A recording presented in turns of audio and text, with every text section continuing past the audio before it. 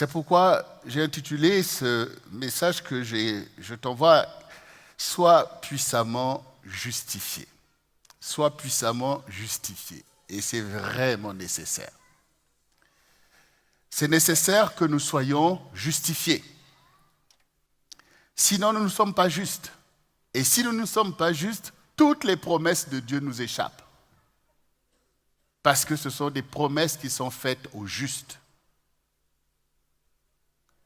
Donc tu as besoin de saisir en fait cette parole pour être justifié. Et quand tu deviens justifié, tu es juste devant Dieu, alors toutes les promesses de Dieu sont à toi. Et c'est par ces promesses que tu es victorieux. Donc c'est très important.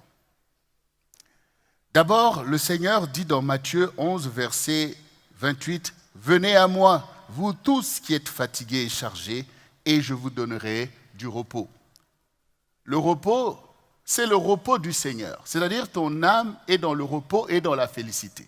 Que tu sois ici sur la terre ou que tu quittes ce monde, ton âme est avec Dieu. C'est-à-dire ton âme n'est pas dans le tourment.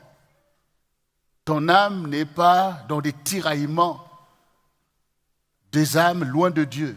Tu n'es plus dans la condition où étaient Adam et Ève chassés du jardin. Ton âme retrouve l'Éden de Dieu, c'est-à-dire la présence de Dieu qui rassure ton âme. Parce que ton âme a été faite à l'image de Dieu. Donc quand ton âme se mire dans Dieu, ton âme retrouve sa place de gloire en quelque sorte. Donc tu retrouves la gloire de Dieu. Et ça donc c'est très important. Et Jésus te dit, venez à moi. Vous qui êtes fatigués, fatigués de quoi? Fatigués de la vie de ce monde.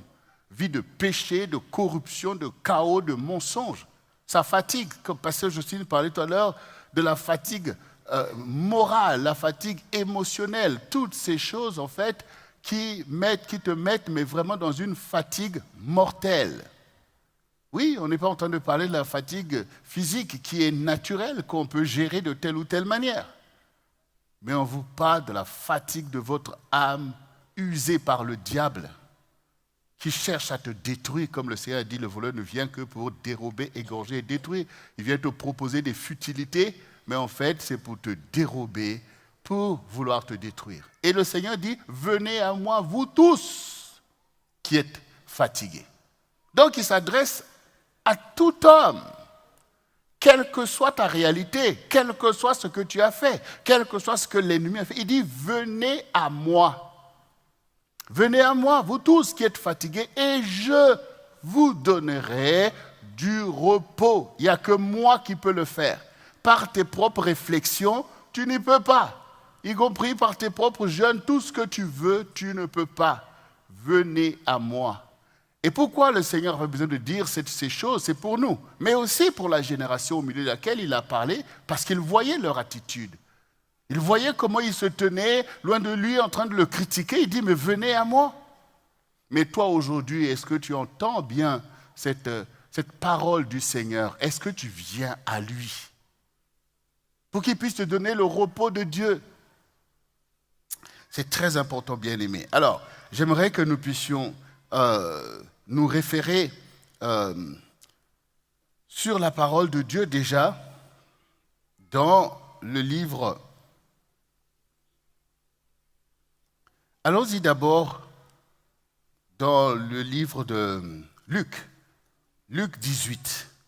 Nous connaissons tous cette histoire qui va dans le même souffle que ce qui nous exhortait et déclarait tout à l'heure Pasteur Jocelyne. Nous connaissons cette histoire, Luc 18, verset 1 nous dit « Jésus leur adressa une parabole pour montrer qu'il faut toujours prier et ne point se relâcher. Il dit « Il y avait dans une ville un juge qui ne craignait point Dieu et qui n'avait égard pour personne. Il y avait aussi dans cette ville une veuve qui venait lui dire « Fais-moi justice de ma partie adverse. » Pendant longtemps, il refusa. Mais ensuite, il dit en lui-même, « Quoique je ne craigne point Dieu et que je n'ai égard pour personne, néanmoins, parce que cette veuve m'importune, je lui ferai justice afin qu'elle ne vienne pas sans cesse me rompre la tête. » Le Seigneur ajouta, entendez ce que dit le juge inique. Et Dieu ne ferait-il pas justice à ses élus qui crient à lui jour et nuit? Et tardera-t-il à leur égard? Je vous le dis, il leur fera promptement justice. Mais quand le Fils de l'homme viendra, trouvera-t-il la foi sur la terre? Donc, nous voyons effectivement que dans ce monde, il y a toujours des problèmes. Il y a toujours des situations qui ne marchent pas comme ça devait marcher. Et pourtant, nous, surtout même nous en France, nous sommes contents de dire que nous sommes un État de droit. Ça veut dire que chacun, en principe, doit pouvoir avoir accès à la justice. C'est quoi la justice? C'est le moyen par lequel on répare les torts. C'est le moyen par lequel même celui qui est faible doit pouvoir avoir accès à son droit parce qu'on n'est pas dans la loi de la jungle, c'est-à-dire la loi du plus fort.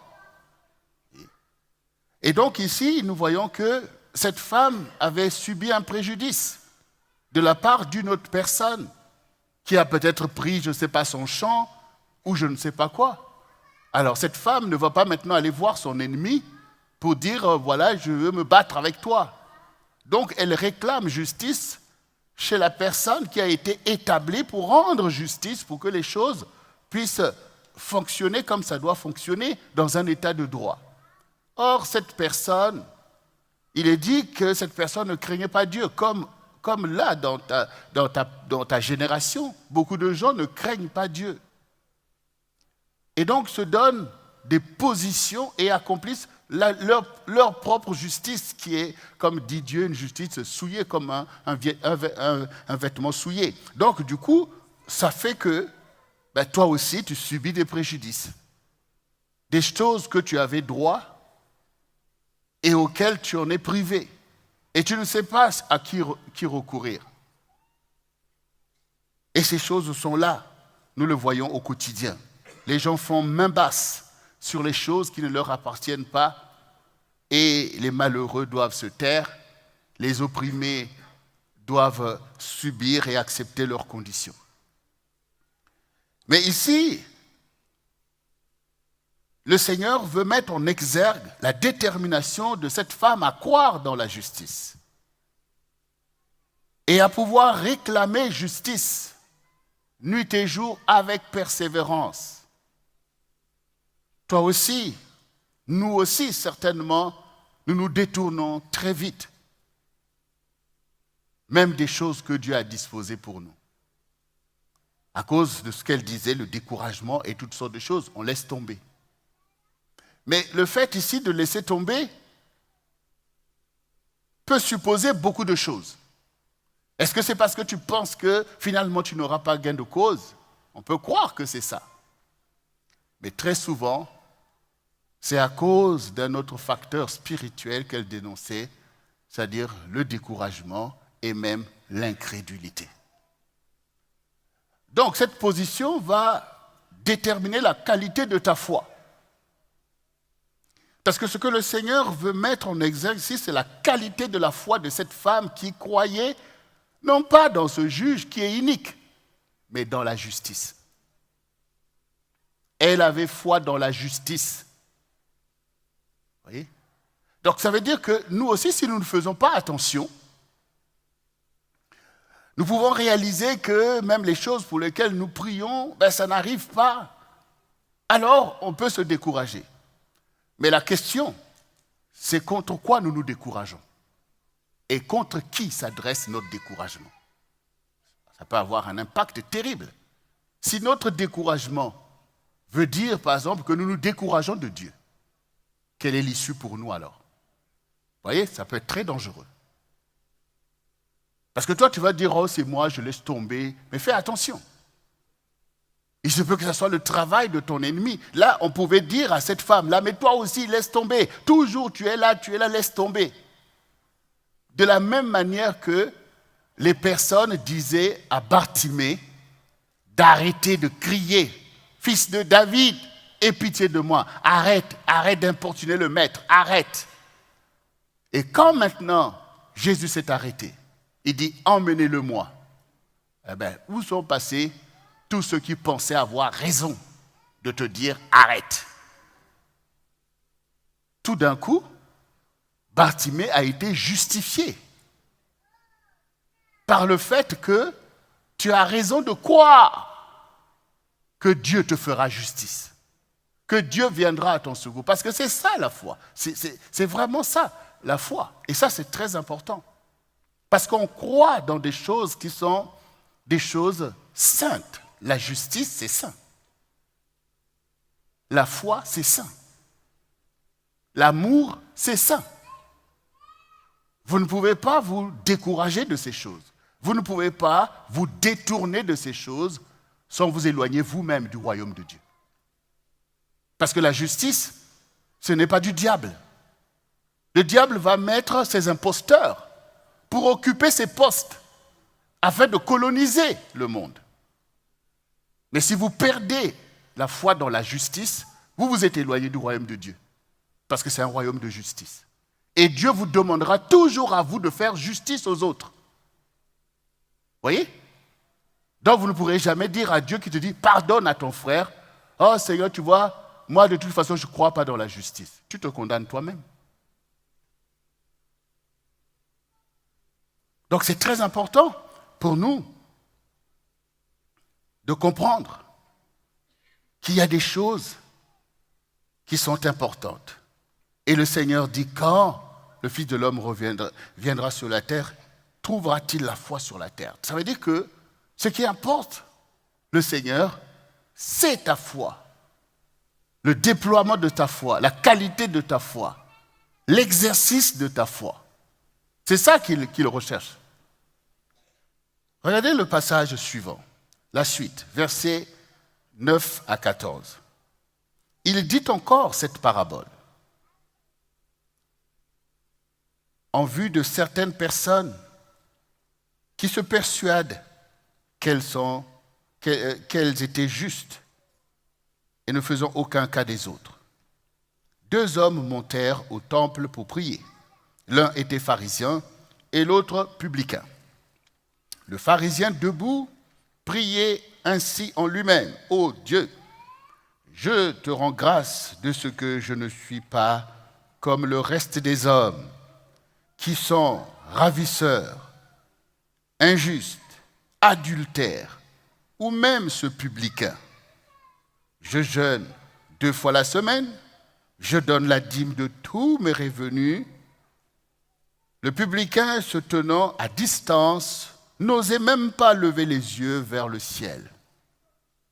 Mais il se frappait la poitrine en disant « Ô Dieu, sois apaisé envers moi, qui suis un pécheur. » Je vous le dis, celui-ci descendit dans sa maison justifié, plutôt que l'autre, car quiconque s'élève sera abaissé, et celui qui s'abaisse sera élevé.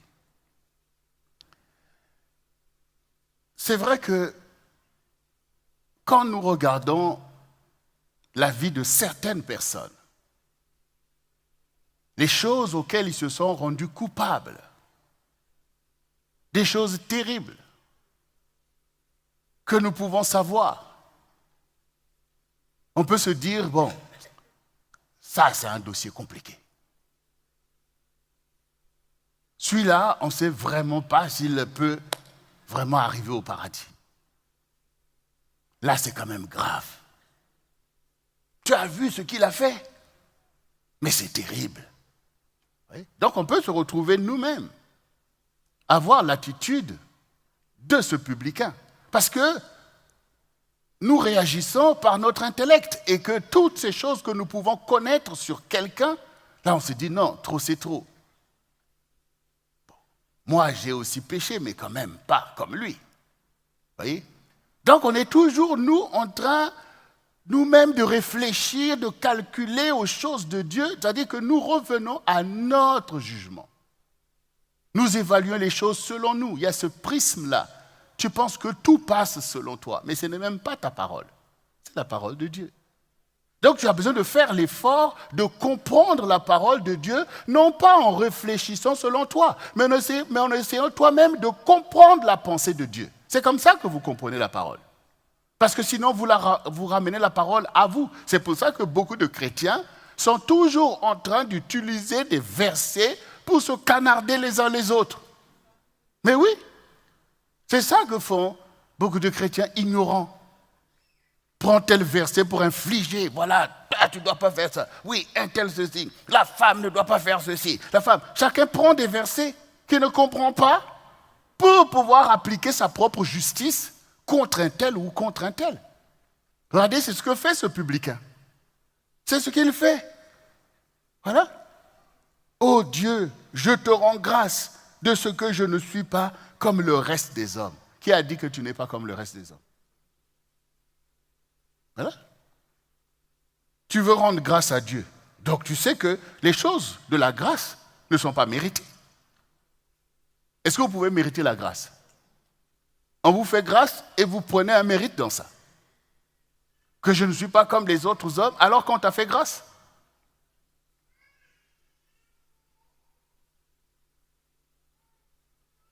Et puis voilà la condamnation. Les autres hommes qui sont comment? Ben, ravisseurs. Toi, tu n'as jamais rien ravi. Injuste. Toi, tu es toujours juste dans tout ce que tu fais. Adultère. Toi, tu ne l'es pas. Et même comme ce publicain. Toi aussi, quand tu es là, tes frères ou les gens qui sont à côté de toi, qu'est-ce que tu penses de lui? Qu'est-ce que tu penses de la personne qui est à côté de toi? Que peut-être tu ne connais pas, mais que tu es en train de voir. Celui-là, il est suspect.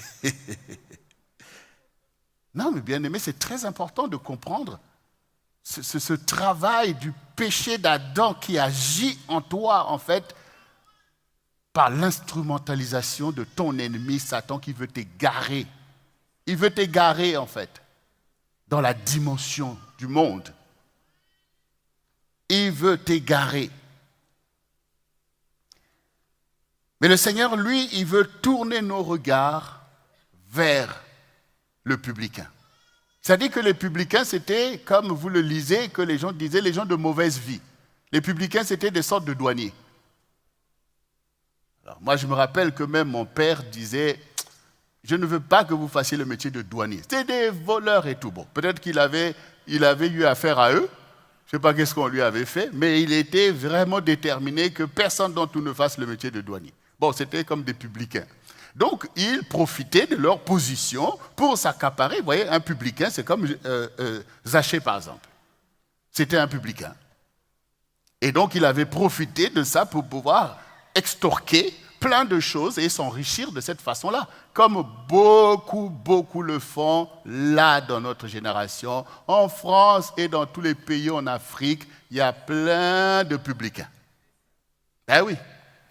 Des gens que vous connaissez, des ministres, des présidents qui s'accaparent des richesses, tout un tas de choses. Quand maintenant vous pensez à ces gens, mais vous aussi vous allez dire, ceux-là, non, ils ne peuvent pas être sauvés quand même. Ah non, mais c'est quand même trop. Non seulement qu'ils font ces choses, d'autres se rendent coupables de la mort des gens et tout. Donc vous-même, vous dites, non, attendez, non, je veux que Dieu soit bon, mais quand même pas ça là, sinon on ne comprend plus rien. Alors là, tout ça. Non, mais c'est vrai, humainement parlant, c'est chaud, c'est pas évident. C'est pour ça que Dieu dit, vos pensées ne sont pas mes pensées. Voilà. Même toi-même, quand tu entends la parole de Dieu qui t'est adressée et que tu prends conscience de tes propres réalités, que tu ne marches pas dans les voies de Dieu, que tu as plein de choses bizarres, cachées, tu es toujours tenu dans des choses, peut-être l'impudicité et toutes ces choses. Voilà, tout ce qui vient sur toi, boum, c'est la condamnation, puisque tu vois toi-même que là, je suis vraiment loin de Dieu. Et même quand on t'annonce la voie de la vérité, tu redoutes parce que tu ne veux pas savoir ces choses qui sont la vérité, ces choses peut-être qui montrent que tu es loin des choses auxquelles Dieu t'appelle. Alors tu préfères ne pas écouter pour continuer à vivre un peu caïn-caïn dans ta foi. Bon, on verra. Non. On ne peut pas accéder à la vérité si on ne dit pas la vérité, si on n'entend pas la vérité. Et même quand on pourrait faire le choix de la vérité, si personne ne t'annonce la vérité, tu ne peux pas rentrer dans ces choses. Donc tu dois toujours écouter. Parce que la Bible dit que nous devons être renouvelés par le renouvellement de l'intelligence afin de discerner ce qui est bon, agréable et parfait. Il faut toujours tendre vers la perfection. C'est ce que nous enseignons à nos enfants.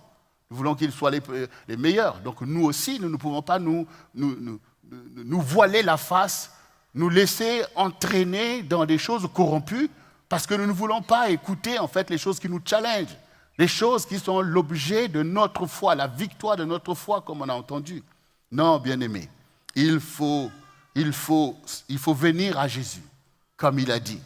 Donc le publicain ici prend conscience de son état. Il est désolé de voir que vraiment ma vie n'est pas à la gloire de Dieu. Il dit, Seigneur, sois apaisé envers moi, Seigneur. Ça veut dire, Seigneur, ne regarde pas, ne me rejette pas, mais fais quelque chose pour moi. Sois apaisé. Ça veut dire, traite mon dossier selon ta paix, selon ta miséricorde. Donc, il recommande son sort au Seigneur. Mais c'est exactement ce que nous venons d'entendre au début. Venez à moi, vous qui êtes fatigués. Vous qui êtes chargés de péché. Vous que le diable veut cribler. Il est venu mettre sur toi tous ces péchés, ces convoitises, et il y a plein de démons qui travaillent à te maintenir la tête sous l'eau pour que tu sois le menteur, que tu sois le pécheur, l'adultère. Toutes ces choses, Satan veut maintenir son carcan sur ta vie. Mais Dieu te demande d'être comme ce publicain, de venir à lui et de dire, Seigneur, sois apaisé envers moi, Seigneur, fais quelque chose, Seigneur, aide-moi, Seigneur, délivre-moi. C'est ce qui est demandé. Est-ce que le Seigneur a dit, va faire tel examen pour voir si tu veux être sauvé, va payer tant d'argent et tout? Voilà. Et si le Seigneur avait dit ces choses, chacun serait en train de se battre pour dire, oui, le Seigneur a demandé 1 million, je suis déjà à 200 000, allez, je continue parce que tellement que tu veux sauver ta vie. Mais là, le Seigneur te demande tout simplement d'être dans la vérité. De ne pas te séduire toi-même, mais de venir à celui qui peut te sauver, qui peut faire infiniment au-delà de ce que tu penses ou que tu demandes en fait. C'est cette démarche-là qui est ici louée. Donc le Seigneur, il dit quoi? Que le publicain est rentré dans sa maison justifié, c'est-à-dire par l'intervention de Dieu, par la grâce de Dieu. Parce que cette personne a compris quelque chose de fondamental. C'est la foi dans le Seigneur. C'est la foi dans celui qui peut tout. Et donc cette personne vient pour pouvoir manifester sa foi que Dieu peut faire quelque chose. Il peut accomplir sa volonté dans ma vie. Je dois crier à lui. Voilà. Et je dois m'humilier. Je dois m'humilier surtout. Mais regardez l'autre, s'est égaré dans l'orgueil. Des choses qu'il croyait mériter. Et donc il est reparti, s'étant condamné lui-même d'une justice qu'il n'avait pas. Donc ça veut dire quoi? Ça veut dire que vous vous débattez dans vos réalités, dans le filet de l'esprit du monde, par votre propre attitude, à tergiverser avec la parole de Dieu qui vous enseigne la voie que vous devez suivre pour régler les situations et accéder aux choses que vous ne pouvez pas mériter, mais que Dieu veut bien vous donner accès. Par les moyens qu'il explique, venez à moi, viens. C'est qui Jésus pour toi? Pour beaucoup, Jésus, bon voilà, il est là-bas dans le ciel, c'est toujours un Dieu de loin, jamais un Dieu de près. Mais le même qui est assis à la droite du Dieu vivant et qui reviendra pour juger les vivants et les morts, c'est le même qui dit aussi que je frappe à ta porte. Si tu entends, ouvre, je rentrerai et je souperai avec toi. Donc il est Dieu de loin, mais il est aussi Dieu de près. Pour celui qui vient à lui, celui qui l'accepte, comme on a chanté tout à l'heure, que tous les autres noms disparaissent, qu'il n'y ait que toi. Mais il faut déjà que tu l'établisses dans ta propre vie. C'est bien de vouloir l'établir dans ta génération, mais établis-le d'abord dans ta propre vie. Vous voyez, ta vie, c'est toute une maison, ta vie. Hein. Il y a des chambres dedans de toi. Ben oui, l'imaginaire, l'inconscient, le subconscient, tout ça, ce sont des domaines dans lesquels Dieu doit investir pour pouvoir te délivrer de l'esprit du monde et des choses que Satan est capable de faire. Mais il faut qu'il rentre et il n'y ait que lui. Pas que Jésus est peut-être un peu dans ma conscience, mais dans le subconscient, c'est Satan qui règne. Dans l'imaginaire, n'en parlons pas, c'est la zizanie. Il faut qu'il ait accès à tout ça. Il faut que tu l'établisses. Et ensuite que tu l'établisses sur ta maison. Et alors tu peux l'établir sur le peuple de Dieu et l'établir dans ta génération.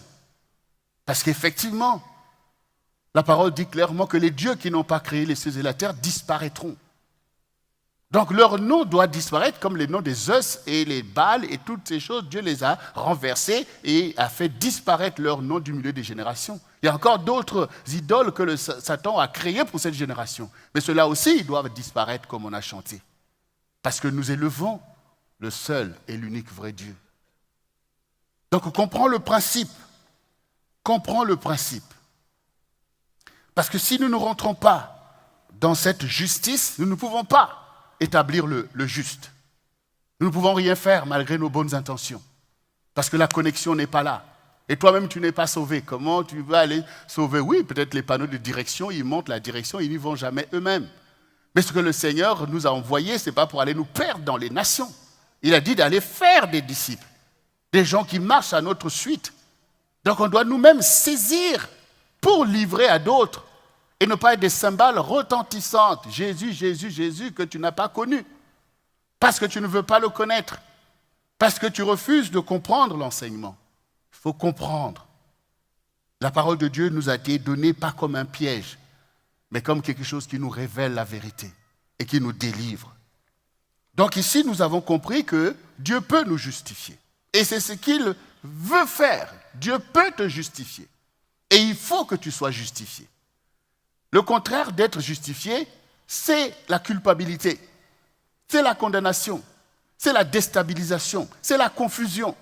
Parce que tu ne te sens pas justifié, tu ne sais pas si tu es un enfant de Dieu, si tu es un serviteur, servant de Dieu, tu ne sais pas si tu es un disciple de Jésus, tu ne sais pas toutes ces choses, tu es déstabilisé.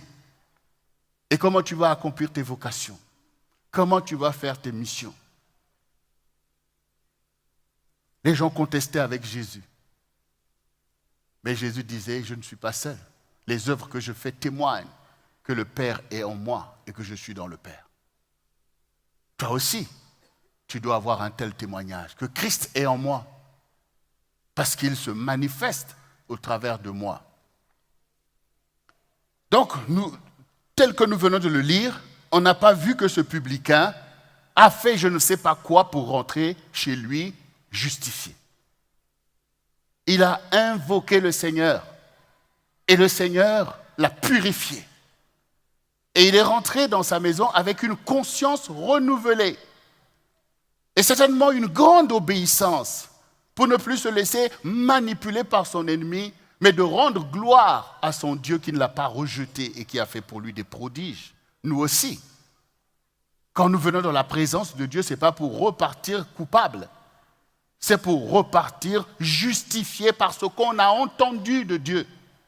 Parce que Dieu nous a donné la solution. Et bien aimé, pour pouvoir bien comprendre et aller vers la conclusion de ce message, regardons encore ce passage que nous connaissons dans Jean 3. Et nous allons lire à partir du verset 14. Et comme Moïse éleva le serpent dans le désert, il faut de même que le Fils de l'homme soit élevé, afin que quiconque croit en lui ait la vie éternelle. Car Dieu a tant aimé le monde qu'il a donné son Fils unique, afin que quiconque croit en lui ne périsse point, mais qu'il ait la vie éternelle. Dieu, en effet, n'a pas envoyé son Fils dans le monde pour qu'il juge le monde, mais pour que le monde soit sauvé par lui. Celui qui croit en lui n'est point jugé. Mais celui qui ne croit pas est déjà jugé. Parce qu'il n'a pas cru au Fils unique de Dieu. Et ce jugement, c'est que la lumière étant venue dans le monde, les hommes ont préféré les ténèbres à la lumière parce que leurs œuvres étaient mauvaises. Car quiconque fait le mal est la lumière et ne vient point à la lumière de peur que ses œuvres ne soient dévoilées. Mais celui qui agit selon la vérité vient à la lumière afin que ses œuvres soient manifestées parce qu'elles sont faites en Dieu. Donc, nous voyons que comme les enfants d'Israël se sont retrouvés dans cet épisode dans le désert, où par leur murmure, par leur mauvais comportement, ils ont suscité la colère de Dieu qui a fait jaillir des serpents brûlants et qui leur occasionnait la mort. Ça veut dire qu'ils se sont condamnés eux-mêmes par leur attitude ingrate, par leur incrédulité, par la corruption qui était en eux à contester avec la vérité et avec Dieu. Toutes ces choses mènent à la mort et la mort a surgi. Mais il faut s'échapper, il faut se sauver. Et la règle qui a été donnée, c'est que celui qui va lever les yeux, ayant été mordu par le serpent, mais qui lève les yeux vers le serpent d'airain, que Moïse avait élevé pour leur montrer la direction du salut qu'ils pouvaient obtenir malgré une morsure mortelle. Pour être sauvés, eh bien, beaucoup ont pu lever les yeux. Que même si je vois la morsure, même si le serpent est là, ce n'est pas vers ça que je dois regarder.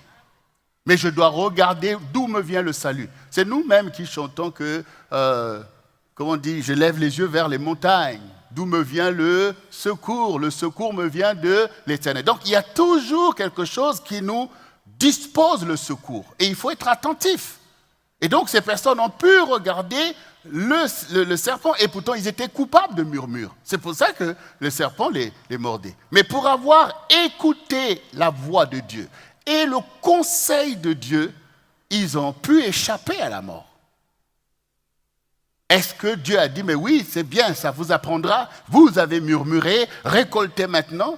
C'est pour ça que j'ai dit que Dieu n'a pas envoyé son Fils pour venir, pour condamner le monde, mais pour que le monde soit sauvé par lui, parce que Jésus aurait des choses à nous dire s'il était venu pour condamner, s'il était venu pour juger. S'il était venu pour te juger, il aurait des choses à dire. Voilà, parce qu'il sait tout.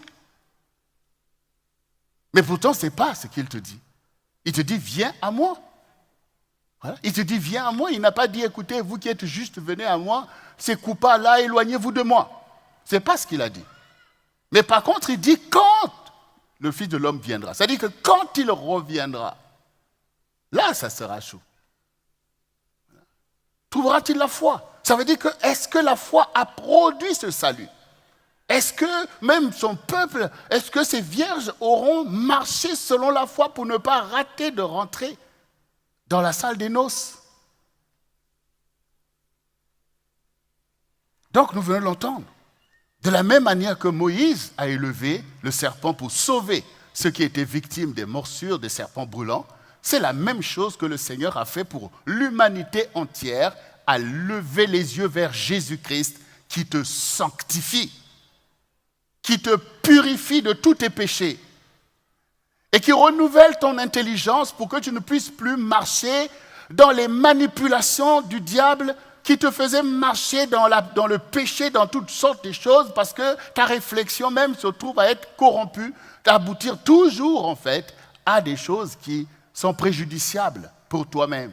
Mais le Seigneur a le pouvoir de renouveler ton intelligence pour que tu puisses regarder les choses selon Dieu et non pas selon toi-même. Et dans ton toi-même, il y a l'ennemi qui est embusqué. Parce que c'est l'ennemi qui te dit, mais attends, c'est trop. Comment tu peux supporter des choses comme ça? C'est pas juste. Ah oui, mais telle chose tu as vu, telle chose. Donc, vous voyez, c'est cet esprit de l'ennemi qui vient toujours parler pour te maintenir loin de la grâce de Dieu. Donc il faut lever les yeux. Il ne faut jamais être dans une position que comme si vous ne comprenez pas la parole de Dieu. Parce que ça aussi, c'est des choix corrompus. La parole de Dieu, elle est claire parce qu'il faut s'inscrire dans la vérité. Quand vous n'êtes pas dans la vérité, évidemment, vous ne pouvez pas comprendre la parole de Dieu. Vous ne pouvez pas comprendre la parole de Dieu quand vous n'êtes pas dans la vérité. Voilà. Quand le Seigneur dit à Pierre que « Mais combien de fois je dois pardonner mon frère? Est-ce que jusqu'à 7 fois ?» Il dit « Non, je ne dis pas 7 fois. 7 fois 77 fois. » Quand le Seigneur dit une telle parole, humainement, tu vas dire « Ah mais non, trop c'est trop. Comment je vais lui pardonner toujours alors tout ça ?» Et pourtant, tu es bien content que Dieu te pardonne toujours. Donc tout dépend de ce en quoi vous croyez. Est-ce que tu crois même dans la vérité? Oui, il faut déjà croire en fait. Quand vous dites que je crois en Dieu, ce qui importe c'est de croire dans sa parole. Parce que Dieu, c'est sa parole. C'est par sa parole que tu le connais. Et donc quand tu lis la parole, tu dois y croire. Tu dois y croire que déjà, comme disait Pasteur Jocelyne, que ta victoire est vraie et certaine et que tu t'en empares. Parce que c'est un héritage que Dieu te donne. Tu dois croire dans ton salut. Tu dois croire en fait, que oui, je suis sauvé. Pourquoi? Mais parce qu'il est écrit que Dieu a tant aimé le monde qu'il a donné son Fils unique, afin que quiconque croit en lui ne périsse point, mais qu'il ait la vie éternelle. Donc, du coup, l'équation, elle est là. Elle est résolue par le fait que c'est en croyant au Jésus que je suis sauvé. Ce n'est pas par mes efforts. Ce n'est pas parce que j'ai péché ou je n'ai pas péché. C'est par Jésus. Donc, je dois croire. Alors, ça veut dire quoi, croire en Jésus? Mais ça veut dire ce que Pierre a fait, ce que Paul a fait, ce que Jean a fait. Je me tourne vers lui. Il est mon Seigneur. Je suis la brebis qui suit le Seigneur. Ce qu'il m'enseigne, je le prends. Ce qu'il me dit de faire, je le fais. Ce qu'il me dit de ne pas le faire, je ne le fais pas. C'est ça, croire en lui. C'est ça, croire en lui. Ceux qui ont marché avant toi ont pratiqué la même parole. Donc toi aussi, tu fais le choix que je veux être sauvé. Eh bien, je veux suivre le Seigneur qui va me dire, fais telle chose. Voici ta vie, c'est telle chose. Voici ce que tu dois faire. Voici la femme que tu dois épouser. Donc, c'est ça en fait. Je crois en lui qu'il est juste, qu'il est venu dans ce monde pour me sauver, qu'il connaît le chemin, qu'il est... Donc, je crois dans toutes ces choses. Donc, à partir de là, je ne peux plus me laisser berner par l'ennemi qui va vouloir me faire des choses qui ne sont pas à la gloire du Seigneur, comme m'emmener à mépriser mon prochain, comme vouloir faire de moi un homme méchant, ou un homme infidèle, ou une femme infidèle. Je ne concède pas à ces choses parce que je ne crois pas le bien fondé de ces choses. Ça, c'est l'esprit du monde, en fait, où Satan dit « suis ta propre voie ». Moi, je ne crois pas à ces conseils bizarres. Moi, je crois au conseil du Seigneur et je lui fais confiance. Je lui fais confiance qu'en m'appliquant à la règle qu'il me donne, eh bien, j'ai une issue favorable pour ma vie et que c'est ce qui est juste de faire. Et c'est ce qui est sain de faire. Je crois dans toutes ces choses. Même quand on me fait du mal, on me rejette. Je crois par le fait de rester fidèle. Je crois à ces choses. C'est ça. C'est ça qui est le contenu, en fait, de la vie de Christ dans ta vie. Donc, ça veut dire, bien aimé, que ce qui importe pour chacun d'entre nous, c'est notre foi. C'est ta foi qui compte. Ce n'est pas des choses que tu as fait ou que tu n'as pas fait. C'est ta foi. C'est ça que le Seigneur est venu chercher. Et c'est ce que le Seigneur dit. Mon juste marchera par la foi, vivra par la foi. Ça veut dire qu'il y a entre le salut et la justice. C'est lié. Le juste, c'est celui qui vit par la foi. La foi en quoi? La foi en Dieu, la foi dans les promesses de Dieu, la foi dans la vérité de Dieu, la foi dans la sainteté de Dieu. Il vit par cette foi qui a fait que, comme on a vu dimanche dernier, les bien-aimés comme Shadrach, Meshach, Abednego, devant la menace du roi qui était une mort imminente, ils ont dit au roi, Dieu peut nous délivrer de la fournaise et même de ta main. Mais sinon, sache que nous n'allons pas adorer tes dieux. Et vous croyez que parmi tous les Juifs qui étaient à ce moment-là à Babylone, il n'y en a pas qui se sont prosternés devant la statue d'or, devant la menace pour vouloir sauver leur vie? Mais le Seigneur dit, celui qui veut sauver sa vie, c'est-à-dire, autrement dit, par la corruption et la manipulation, la perdra. La perdra. À quoi ça sert de gagner le monde si tu perds ton âme par par ta confusion et ta corruption. Donc le Seigneur veut montrer que, mais il n'y a que moi qui peux vous sauver en fait. Vous ne voulez pas venir à moi? Vous voulez faire le malin? Oui, tu vas peut-être gagner le monde. Si tu fais le malin dans ce monde, tu peux avoir une vraie position. Tu peux même gagner beaucoup d'argent. D'ailleurs, le diable, c'est ça qu'il dit quand il est venu tenter Jésus. Il adore, moi je te donne tout ça. Donc le diable qui vole toutes ses richesses, il peut t'enrichir. Dans ce monde, tout va bien. Mais ton âme est où?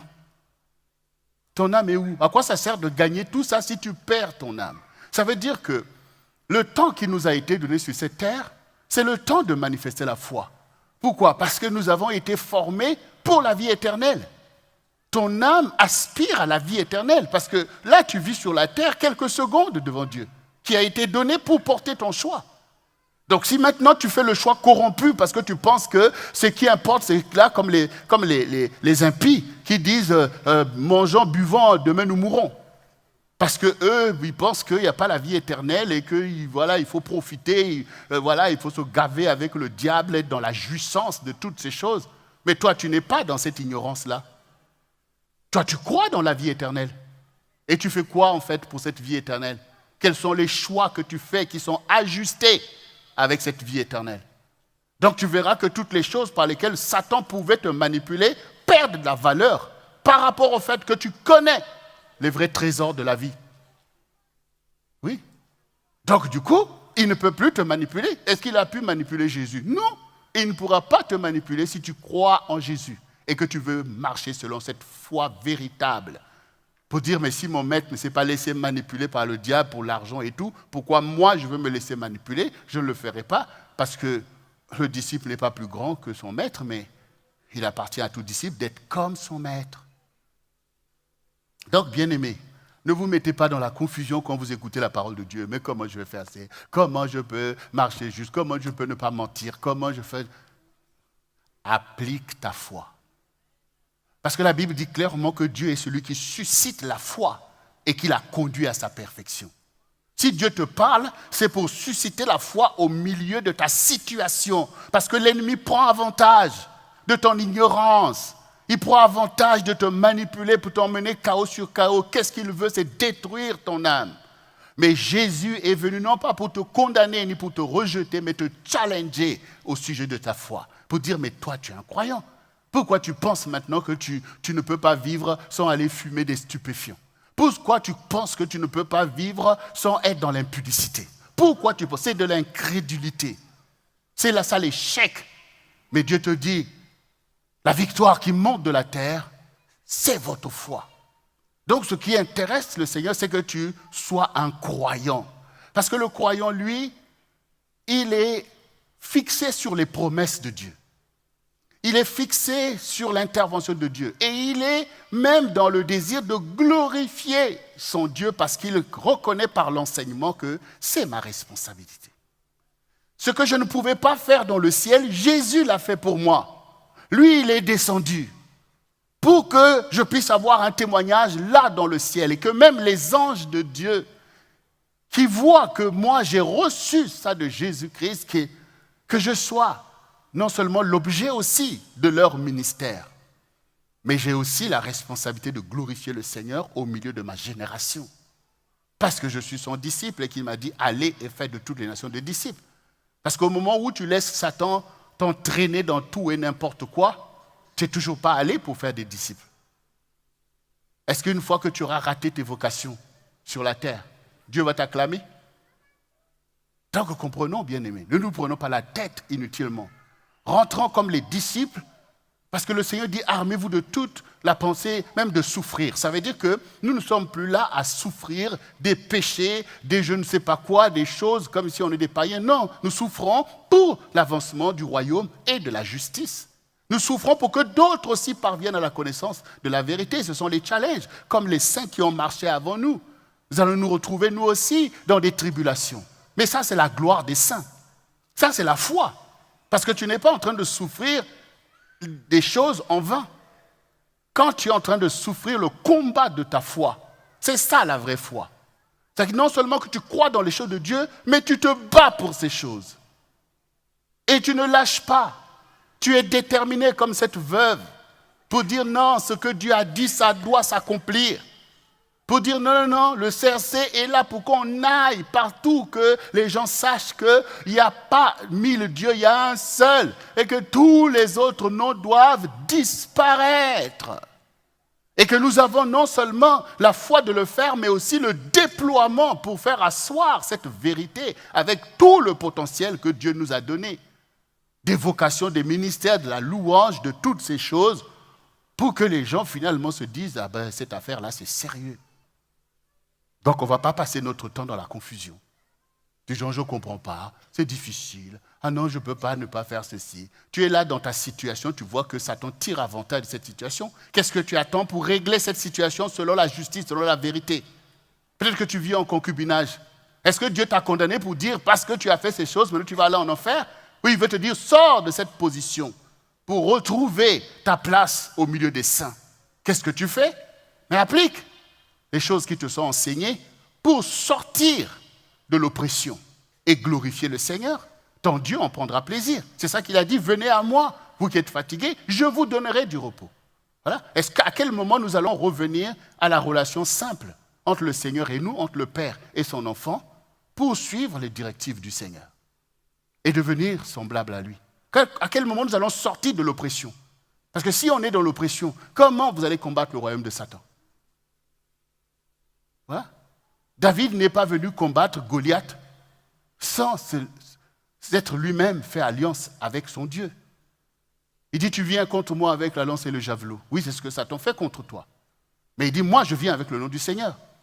Mais tu ne viens pas avec le nom de quelqu'un que tu ne connais pas. Mais pour le connaître, quel temps tu as donné? Quel temps tu donnes pour chercher le Seigneur, pour avoir toi aussi la révélation personnelle de Christ, selon qu'il est écrit, Christ en vous, l'espérance de la gloire. Voyez, nous passons notre temps à tergiverser. Il faut sortir du péché. Parce que quand on vous dit que Dieu fait grâce, ça ne veut pas dire que Dieu veut que, voilà, c'est pas grave, restez dans le péché, c'est pas grave, je ferai grâce et tout. C'est pas ce qui est dit. Dieu, il veut bien te pardonner les choses que tu as faites. Il veut bien t'encourager à sortir des mauvaises choses que tu as aujourd'hui. Mais tu peux être là en train de glorifier Satan et croire que la grâce, tu bafoues toi-même la grâce. Et quel témoignage tu donnes aux pécheurs? Tu veux leur dire qu'écoutez, venez à Jésus, en fait, c'est pas grave, vous pouvez garder votre vie de péché. Et puis Jésus, bon voilà. Attendez, non, bien-aimé. Vous êtes la lumière du monde. Et dans ta famille, il y a besoin de lumière. Tes amis là qui sont autour de toi, ils ont besoin de ta lumière. Tes collègues de travail, ils ont besoin de ta lumière. Parce que cette vie de péché, le diable, en fait, il veut camoufler ses forfaits au travers de la jouissance. Il sait que le corps veut jouir et tout. Et donc, vous voyez, c'est comme les gens qui prennent la drogue. Ils savent que c'est dangereux, c'est mortel. Mais voilà, l'euphorie d'aller planer et dire « Ah, quelle sensation » et tout. Non, il faut sortir de cette corruption. Il faut dire « Non, ma vie est précieuse. Ma vie est précieuse.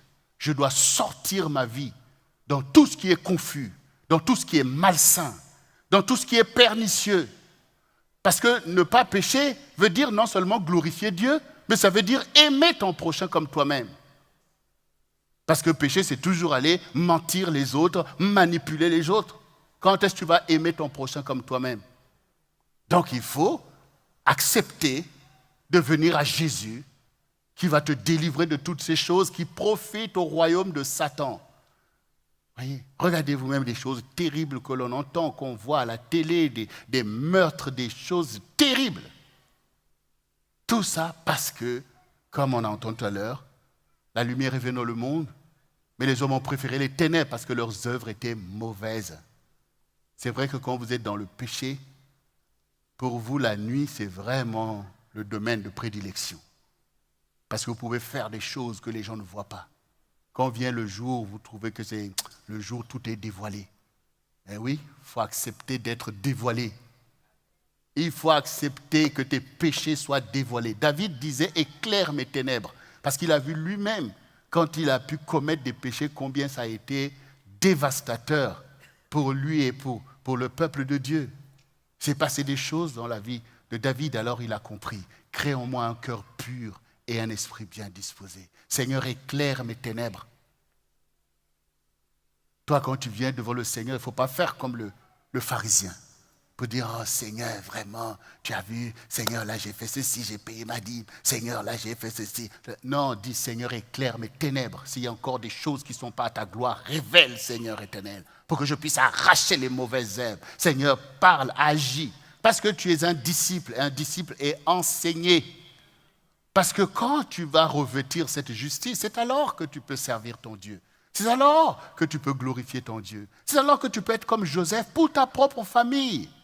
Tu vois les gens de ta famille, comment ils sont positionnés, certains sont encore dans l'occultisme. Mais comment tu vas pouvoir renverser tout ça si ce n'est pas parce que toi-même, tu vas aller expérimenter la puissance de Dieu.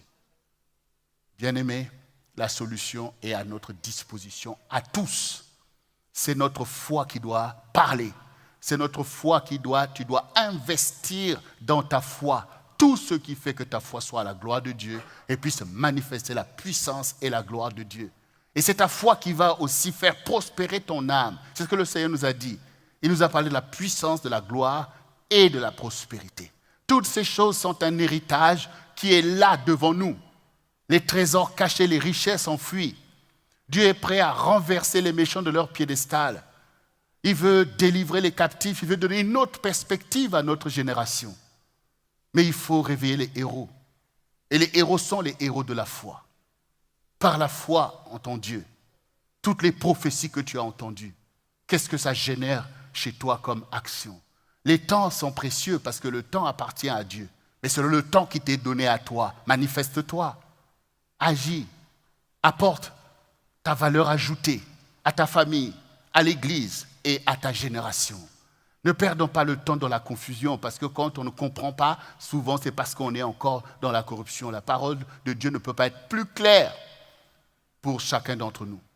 Alors, écoutez la parole de Dieu avec joie en disant que j'ai la foi pour être sauvé, que le Seigneur a déjà tout préparé. Et pour terminer, bien-aimés, regardez ce que la parole de Dieu nous dit dans Romains 8. Dans Romains 8, à partir du verset 28, nous savons du reste que toute chose concourt au bien de ceux qui aiment Dieu, de ceux qui sont appelés selon son dessein. Car ceux qu'il a connus d'avance, il les a aussi prédestinés à être semblables à l'image de son Fils, afin que son Fils fût le premier-né de plusieurs frères. Ceux qu'il a prédestinés, il les a aussi appelés. Et ceux qu'il a appelés, il les a aussi justifiés. Et ceux qu'il a justifiés, il les a aussi glorifiés. Le Seigneur ne serait pas en train de manifester son zèle dans ta vie s'il ne t'avait pas prédestiné à sa gloire. Et si le Seigneur t'a prédestiné, c'est qu'il t'a aussi justifié lui-même. Il avait déjà calculé le prix de ta rançon et qu'il a payé.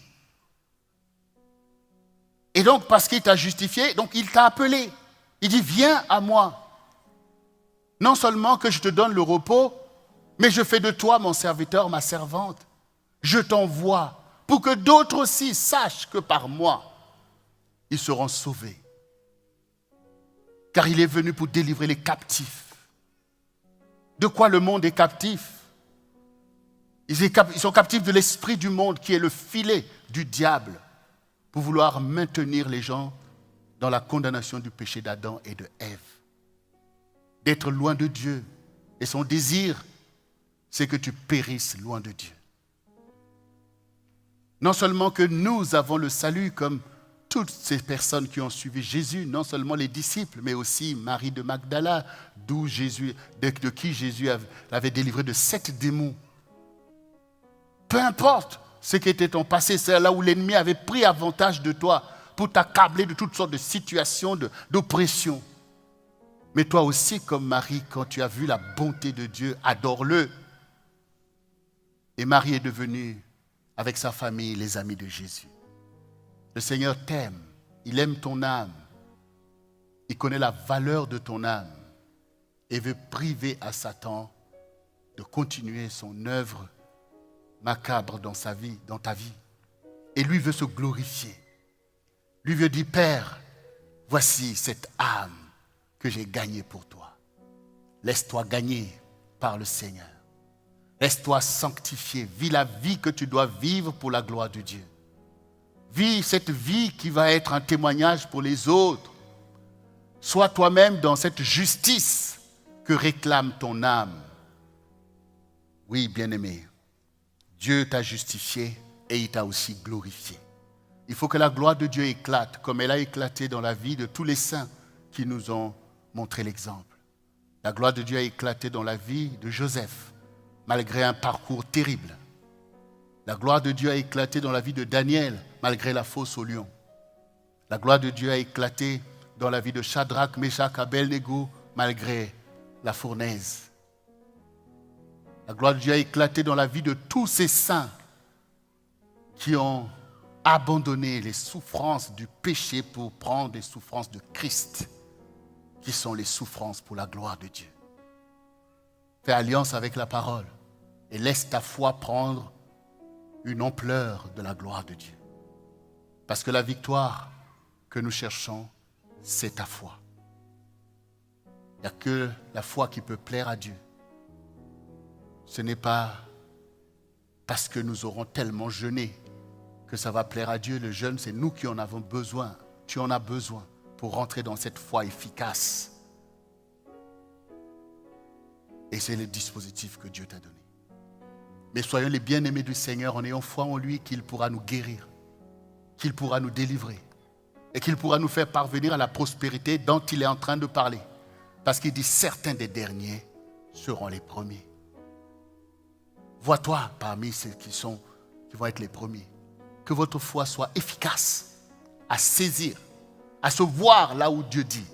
À prendre la parole de Dieu pour toi. Samuel, la Bible dit qu'il ne laissait tomber aucune parole de Dieu. Il prenait toutes ces paroles parce qu'il sait que Dieu est avec sa parole et qu'il accomplira à toujours sa parole. Mais ceux qui n'ont pas la parole sont privés de lumière et donc victimes de la manipulation du diable parce qu'ils sont privés de lumière. Mais quand tu as la parole, tu es la lumière du monde et le sel de la terre. S'il y a quelque chose que Satan n'aime pas, c'est la lumière de Dieu. Et s'il y a quelque chose d'utile, c'est que ta vie devienne le sel qui va saler la vie des autres, c'est-à-dire pour les emmener au salut. Donc, bien-aimés, notre Dieu est bon. Il nous révèle les challenges, il dénonce le péché, il dévoile les choses et il nous donne la solution la plus simple, la communion avec le Seigneur, la communion avec le Saint-Esprit. Revenons à cette relation où nous sommes les enfants de Dieu et qui nous conduit. Revenons à la relation où nous sommes des brebis. On n'est plus des boucs pour faire le malin.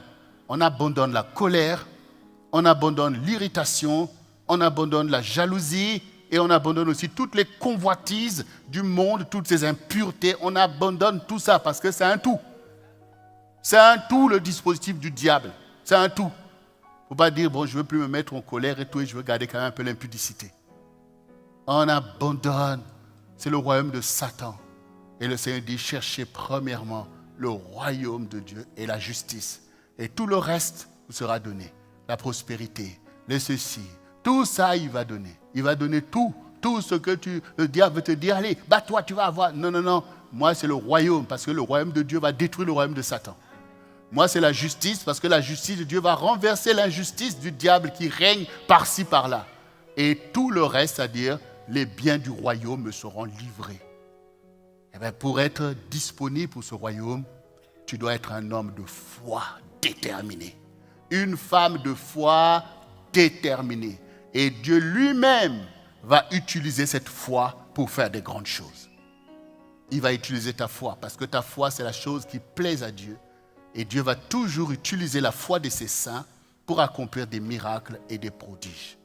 Alors, bien-aimé, sur cette parole que tu as reçue et que tu as compris et que tu ne vas pas repartir maintenant avec plein des interrogations sur comment je vais faire, j'ai tout compris. Je vais croire au Seigneur Jésus et laisser Jésus guider ma vie selon son plan, selon sa gloire. Je vais obéir à la sainte doctrine Et ma vie s'en trouvera bien. Et ma maison s'en trouvera bien. Et ma génération sera éclairée. Amen. Alors, bien-aimé, tiens-toi debout. Nous allons invoquer le Seigneur qui nous justifie. Et tu vas repartir d'ici sans culpabilité, sans condamnation, parce que tu sais maintenant que je suis justifié, que Dieu prend tout le contrôle. Rien ne va l'empêcher de faire ce qu'il veut faire avec moi, parce que moi j'en ai fini avec la malice et la confusion du monde. J'ai une solution, c'est Jésus. Il sait quoi faire et je le laisse faire. Et je suis justifié parce que je ne suis plus dans les péchés qui étaient dans ma vie. Je ne suis plus avec le diable. Donc je suis justifié. Oui. Alors répète après moi. Seigneur Jésus, je te rends grâce pour ta parole, car ta parole est la vérité. Tu es l'Éternel qui me sanctifie et qui me justifie. Et aujourd'hui, je me laisse justifier. Parce que j'abandonne les pensées de l'esprit du monde, pensées corrompues. Je renonce à toutes ces choses. Et je brise le joug de Satan qui tenait ma vie par la manipulation intellectuelle et émotionnelle. Je sors de ces dimensions. À partir de maintenant, je rentre dans la dimension spirituelle où opère ma foi avec victoire et j'accepte le plan de Dieu en Jésus-Christ en ma faveur. Je me laisse éclairer pour abandonner toutes mes mauvaises voies et emprunter la voie de la vérité qui est en Jésus. Seigneur Jésus, je comprends ta parole. J'accepte ta parole car ta voix est sainte. Elle est saine pour ma vie, pour ma maison, pour ma famille, pour le peuple de Dieu et pour les âmes qui m'entourent. Tu es la solution. Et j'accepte cette solution. Et je m'humilie devant toi comme le publicain pour reconnaître mes fautes et reconnaître que j'ai besoin de toi et de toi seul. Seigneur, tu es l'Éternel qui me décharge et qui me donne le repos de mon âme, la joie de mon esprit et mon être tout entier repose à l'ombre du Tout-Puissant. Seigneur, je crois dans ton royaume qu'il doit dominer sur le royaume des nations afin que ta justice soit déployée pour tous. Je crois et j'agis en fonction de ton royaume et de ta justice, car tu m'as justifié, afin que d'autres soient aussi justifiés. Je crois dans tes promesses envers moi et dans leur accomplissement, que tu es mon secours et que tu vas tout me donner selon ton plan, Seigneur, car tu ne refuses rien à ceux qui t'aiment. Aujourd'hui, je vais accomplir la loi qui dit tu aimeras l'Éternel ton Dieu de tout ton cœur, de toute ton âme, de toute ta pensée et de toute ta force. Et tu aimeras ton prochain comme toi-même. Seigneur, je t'aime, Seigneur, car tu es mon Dieu, mon Sauveur et mon Rédempteur. Et j'aime mon prochain comme moi-même, parce que tu l'as aussi formé à ton image et à ta ressemblance. Je renonce à la corruption de l'ennemi, à sa manipulation. Je ne veux plus regarder selon le monde, mais je veux regarder selon toi. Révèle-toi, Seigneur. Éclaire mon âme, éclaire mon imaginaire et accorde-moi le renouvellement de l'intelligence afin que je sache discerner ce qui est bon, agréable et parfait devant toi. Merci, Seigneur, de m'avoir libéré. Merci de m'avoir guéri. Merci de m'avoir recadré sur le droit chemin. Merci de m'avoir ramené à toi. Merci de m'avoir délivré de tous mes péchés. Merci de m'avoir délivré de l'étau de l'ennemi. Parce que tu es le Dieu de paix qui écrase Satan sous mes pieds. Et maintenant je suis victorieux parce que je crois en Jésus-Christ qui me rend plus que vainqueur.